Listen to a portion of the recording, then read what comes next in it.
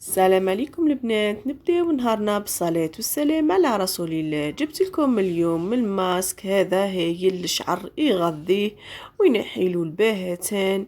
جربوه البنات وما تندموش. نبداو على بركة الله حبيباتي. الماسك تاعنا تاع اليوم هو ماسك البصل اللي قوي لتقوية الشعر. البنات نحتاج في هذا الوصفة نسحقوا جوز الهند الطبيعي. البنات كاين جوز الهند اللي مكتوب هنا بالاحمر او مغشوشه هذا، وكاينه وجابوه ثاني ابيضها في قرعه هكذا هو ابيض، هذاك ثاني مليح الكيف. اللي ما عندهاش تعوضوا بزيت الزيتون، واللي شعرها شاطه وهذاك ما ديرش زيت الزيتون خاطرش داك يكحل لها شعرها البنات. ونحتاجوا البصل معروف يزيد في الشعر، يمنع التساقط البنات تاع الشعر وينقص الشيب البنات، ما يخليش الشيب يزيد يتكاثر في الشعر. ولا يورت ناتور معروف، لا يورت ناتور باللي يغذي الشعر وينحي لنا ما يخليش التقصفات في الشعر ويغذي الشعر ثاني. هذا واش نحتاجو في الماسك تاعنا. نبداو بالكوكوني تاعنا، نحطو الكوكوني تاعنا،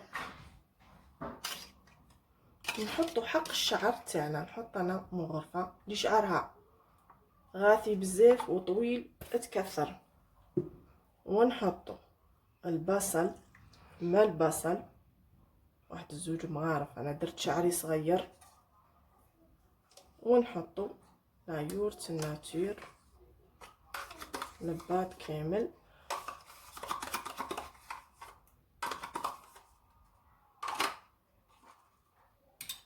ونخلطوهم ونديروهم في شعرنا قبل ما ندوشو بساعتين، ولا المهم قبل ما تدوشي ابليكي وخليه في شعرك يتغذى شعرك بيه. ونحتاجو ثاني قلت لكم فوطه هذه البنات نبلوها بالماء سخون ونعصروها كي نابليكيو هذا على شعرنا، نحطوها فوق شعرنا كي تعود سخونه باش يخش لنا الماسك هذا لفروه الراس تاعنا ويتغذاو الجذور تاع شعرنا البنات. باه هكذا نغذيو الشعر تاعنا ونقويو الشعر تاعنا البنات.